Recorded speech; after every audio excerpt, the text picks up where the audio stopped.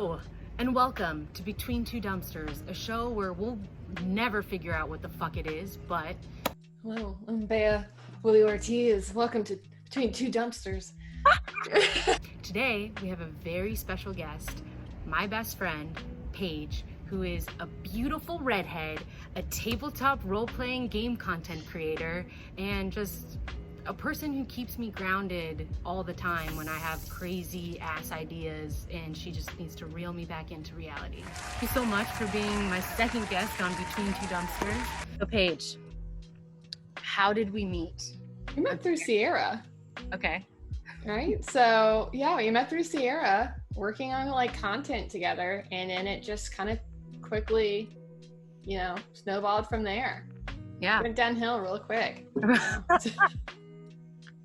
It did. I mean, now she's talking to me between two dumpsters, so it definitely went downhill.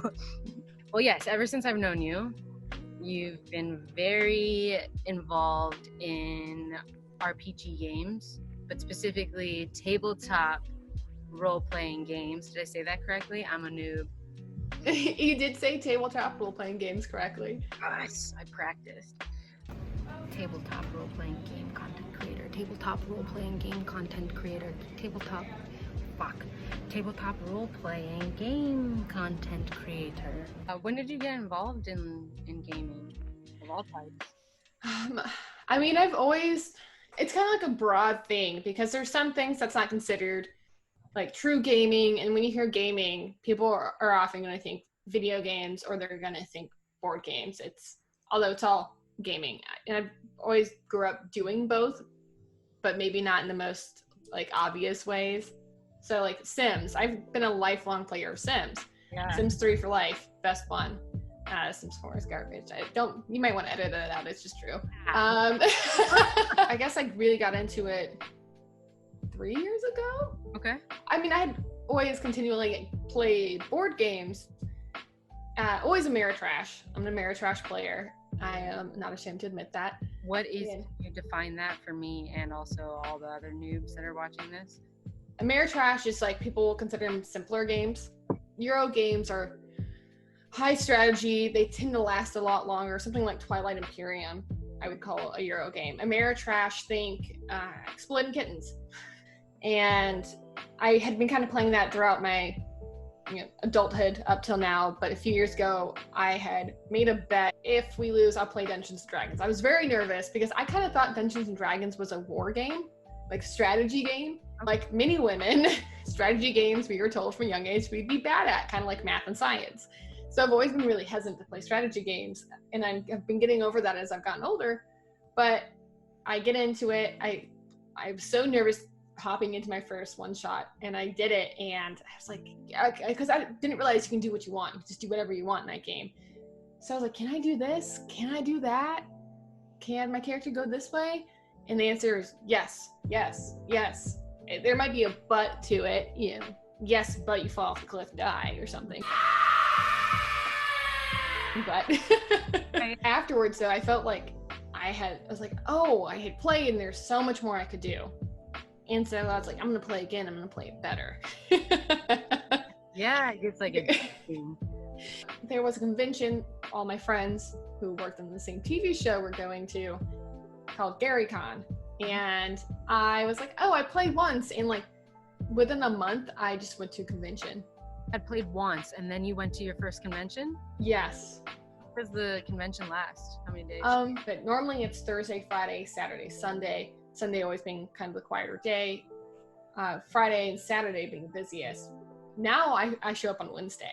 Okay. Wow.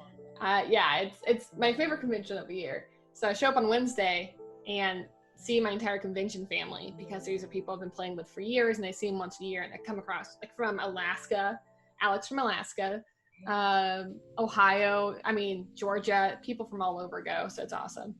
I love that you had played once and you were so taken by it and interested in it that you were like, yeah, I'm gonna commit to doing this. You know me though, that's kind of just my my MO is like, oh, I like something, just hop in. Yeah. And there's so many games out there. People hear tabletop role-playing games and they're like, what is that? I say Dungeons & Dragons. They immediately have some idea.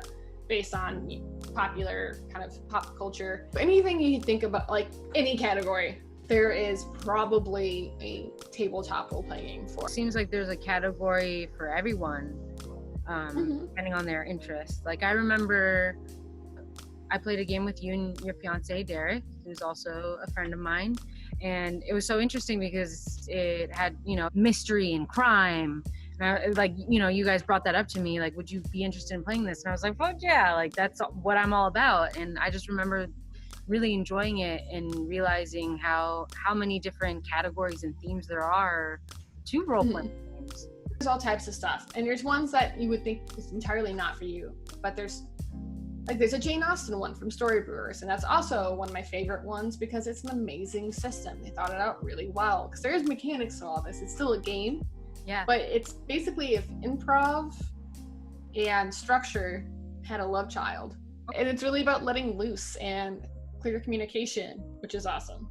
You know, being an actor, I was really surprised in how much like say and control you have in playing the game. Also was a really good exercise in improv of just letting loose and removing that filter. Also being very cathartic to people, where you can explore different aspects of yourself you don't feel comfortable exploring in real life. You can release anger about something, like gender exploration in it. All types of ways to just kind of release yourself. Like me personally, I have had much better communication since starting it because you're working together to an endpoint, which inherently means someone's going to butt heads. Not every time, and not even in a bad way. It just means you might not always agree with a plan of action, but you all learn how to play together. There's kind of like a social contract is what it's called, where, you know, when you play D&D, you know you're going to be a hero going on an adventure. Like, that's a social contract. But Dr. Megan uses Dungeons and Dragons as a form of therapy, a group therapy. There had been a group of girls who couldn't say no, and they learned how to say no through Dungeons and Dragons. Wow. They were able to grasp themselves and know that they have choices too, and not having to just say yes to everything. Something like that I think is really cool. That's super powerful. Makes sense because the more you exercise that and the more that you are comfortable with it, especially in a situation of fantasy, the more you get comfortable in like a hypothetical, the more you can apply that to real life because you're testing it out in a safe space with people that also, you know, acknowledge that it is a safe space. I think that's incredible and beautiful and poetic. So if there's certain things you want to avoid, like colonization is kind of tied into Dungeons and Dragons. Not without going deeper, that might not be the game you want to play. H.P. Lovecraft was a racist piece of shit. He's got great works, does not excuse his racism. You can play his games and make him roll in his grave. But that still might not be the game for you because you just don't want to put anything towards that. Like Lord of the Rings, D&D, it's super fucking white. And it doesn't need to be white. It's fantasy. And the real world is not just all a shade of white. But when people hear that, they immediately hear elves, you think white. You hear dwarves, you think a white dwarf. Yeah. There's really any humanoid character you see as white, but that doesn't have to be. So there's been a lot of push, and it's been really positive to stop considering everyone in a high fantasy. Like if your fantasy is white, you got to think about something else. There is a few people working on a 5e, it's OGL, Open Gaming License. So you can use the base of D&D 5e, and they're making a whole other setting based on the lore and mythology of pre-colonial Philippines. Oh, wow. So they're working on that because there's also a lot of things where people have taken inspiration from other worlds outside of their own, and not done it justice. So something like Sina Una, which is that book, is giving justice to that, and it's entirely written, managed, art, everything by Filipino people. So for people that haven't played any of these types of games before, but are kind of curious about testing out the waters to see if it's something for them? Kind of depends on what you want to play, but a lot of games have starter sets. So there's a D&D Dungeons & Dragons 5th edition starter set. Call of Cthulhu has a starter set. There's tons of games that have starter sets. There's games that you can get for free. You can't get all the rules, but you'll get enough that you can play the base game. Like you can get the D&D, you can get the standard rules online on their website. Okay. And, especially now, more so than ever, a lot of things you can easily find online. Mm-hmm. Amazon sells these. Okay. So you can get that. It gives you the adventure and everything you need to start playing immediately. And then if you like it, you can get the player handbook, or if you want to be the DM, you can get the Dungeon Master's Guide. It's just so accessible. Guildhall, it's in Burbank or Whittier. They were doing takeout right now, and the food's amazing. And you can also do takeout cocktails, beer, if you have a container for it, and wine and everything else. It's amazing. Yeah, shameless plug for my favorite place in all of LA. Yeah, you guys, you have to check it out, look it up, and then when you're, like, they have mead. I remember meeting Paige there and Derek there, and they had mead, which was like like usually when I order a drink, I go down the list and I look at the alcohol percentage, and I saw the mead one, which is like an insane, what was it, like 30 something, or I don't even know. Or maybe it was like higher than that, but the volume of it is so small in comparison to like the alcohol content. And I was like, I'm gonna get that shit. It tasted amazing. I had a really great time playing the game. Highly recommend. Swipe up. Just kidding. I don't have 10,000 followers to have that feature, but I'll be right back. Oh my god. Just know I'm being watched right now, so yeah, eventually you're gonna see this. And I'm like, essentially like, don't fart, don't fart, don't fart. I'm being recorded. I'm really repping Kirkland. You don't even know it yet, but so you'll see this eventually, Bea.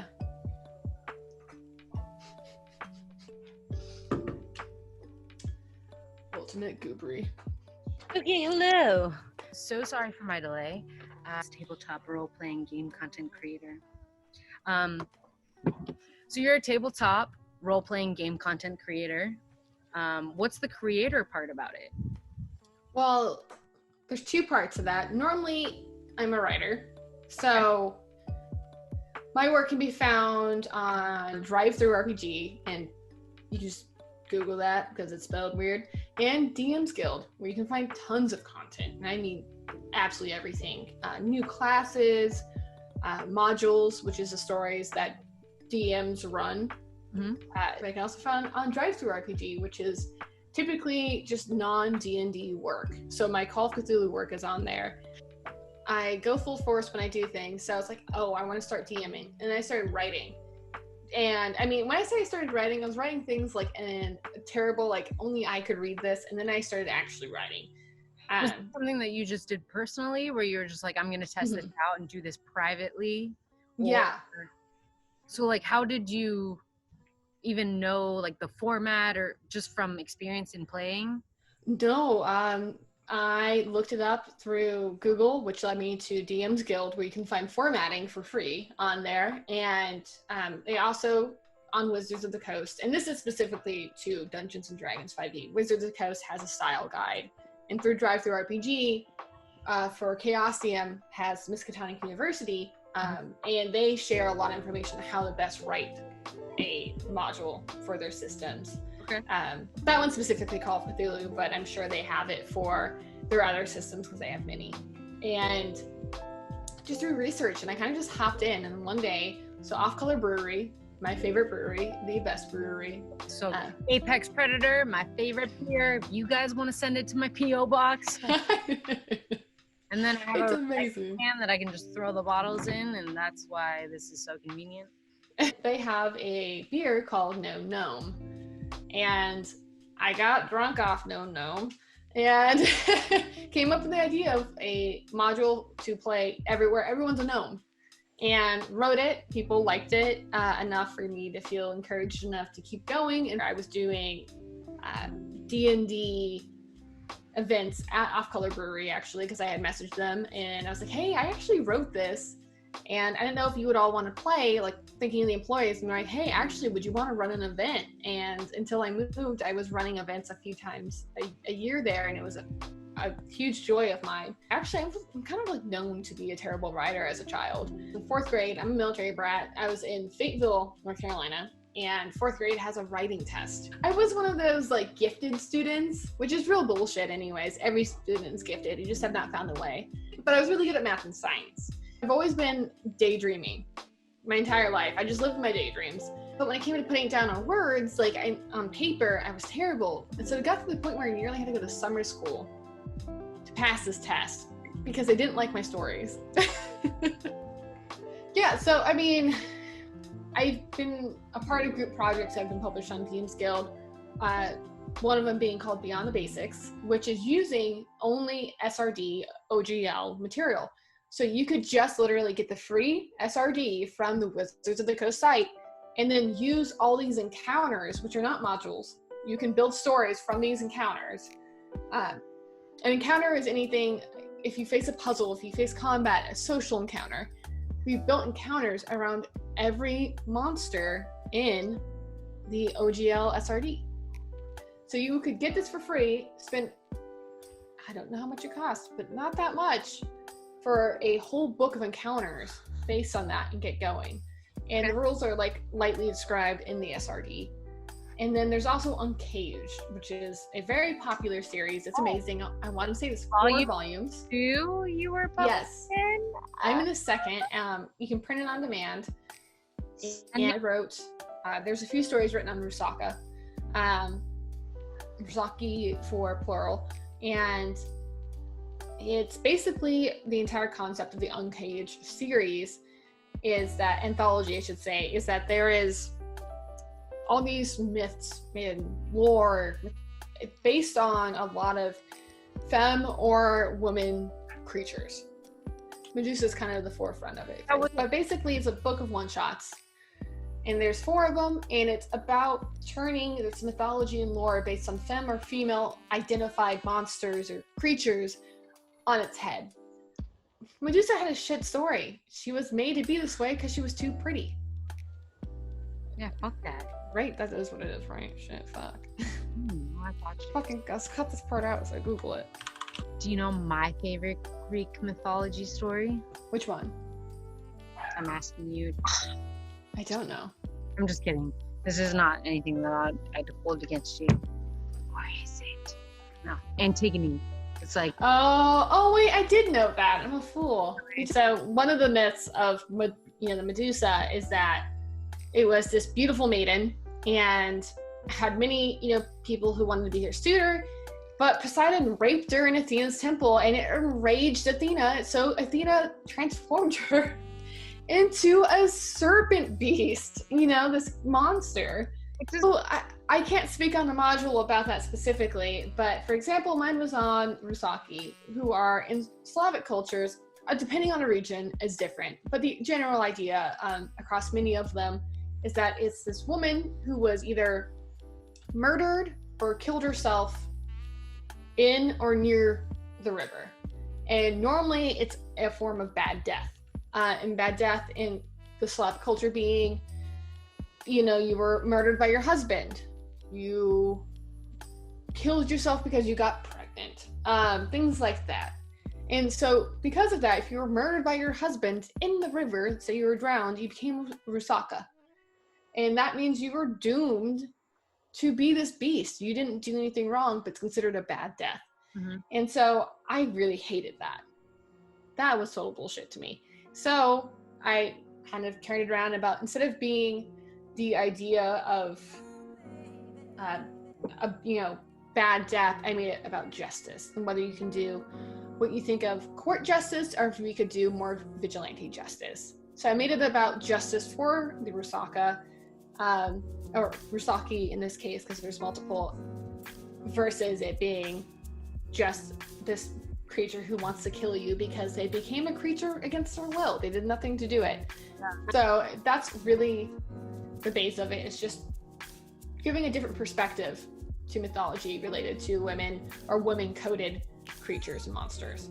But I've also do some project management along with that. So with OGL work, especially. So OGL is Open Gaming License, which just means you can use the bare bones of 5e, which is still a lot without having them publish you. Okay. So I do a lot of project management with that, which is me like managing editors, managing writers, but there's all types of content creators, and maybe not even creator, but being a part of the content. So there's sensitivity readers. Oh yeah. Yeah, and then I'm not sure what the naming is immediately for culture in the same realm of sensitivity readers, but those who work within certain cultures. So if you wanted to feature Inuit as like a nation in there, you could hire someone to make sure you're not doing it wrong. Editors, layout, artists. I mean, there's literally all types of people working within this. So when you get a module, you're seeing typically the work of 3 to 5 people who've worked on this together. See something I put out there, you're seeing me working with 3 to 5 other people, usually around the world. Yeah. It's really, you're getting quite the experience when you look at it and you don't even know it. Yeah. I mean, the fact that there is even something that exists, like a title of a sensitivity like reader. Across everything I send in, I get a note back and they're like, I think you meant this. And you're like, you're totally right. Editors are magical beings. They're amazing. I owe them everything. You'll send them something, they send you back notes about something you would never have thought of before. Yeah. So every project you work on, and I guess this is across anything that you're working with someone and they bring up, it's a learning experience. Yeah. So, I mean, I'm sure you have the same thing when you're acting. Like, I feel like you probably learn something every job. Yeah, no, definitely. But I think that's so great because especially when you are creating, these different worlds, semantics has a lot to do with it. You want to make sure that everyone is on the same page. I could say one thing or one word and have a completely different interpretation of that. It can be on certain topics that you have no problem with, but then we're like, hey, heads up, this is a little insensitive. Or B, it could be about a culture that you can do all the research in the world, but doesn't make you a professional in that. So, I mean, what you can't do, you hire. Yeah, I know, but that's great because I think we as one person can't do everything, right? There are definitely people that are made for that kind of job. Yeah. I was just thinking myself, a Cancer Sun, Pisces Moon, Pisces Rising, where I just like always put myself in the feelings of others and really empathize to the point where it's like Sierra and Paige have taught me that I need to be better about boundaries. Just the fact that I was like, wait, I could have a career in something that like just comes naturally to me. Your primary work when you were in Chicago, tell all the fans on my OnlyFans page. Just kidding. Myself. Okay, we both know that OnlyFans is far more work than either of us want to take on right now. And that's hold for sound, please. This is the natural world of between two trash cans. Sex work is real work. Yes, it absolutely is. Anyone who tells you otherwise, is full of shit. So in Chicago, I want to say gaffer. I'm a sub electrician, but yet again, you know the history of my work. You're not wrong. I was second unit gaffer, but I usually just say I work within a Grip and Electric. So I work in film, still do, within Grip and Electric, specifically, usually Set Electric. And I got into D&D and then for other tabletop role-playing games through that, because a lot of people who work in the field play tabletop role-playing games. Well, I just want to say thank you so much for being my second guest on Between Two Dumpsters. That will be good. And then, why am I so stupid, Paige? Paige, thank you so much for being my second guest on Between Two Dumpsters. I love you so much. I'm glad that you were able to talk to me about a topic that I really know nothing about. Anytime. Hello. You'll probably see me again. Spouting nonsense. Kind of break. You better look me in the eye as you're drinking this. I like how we use two hands to hold little tiny glasses.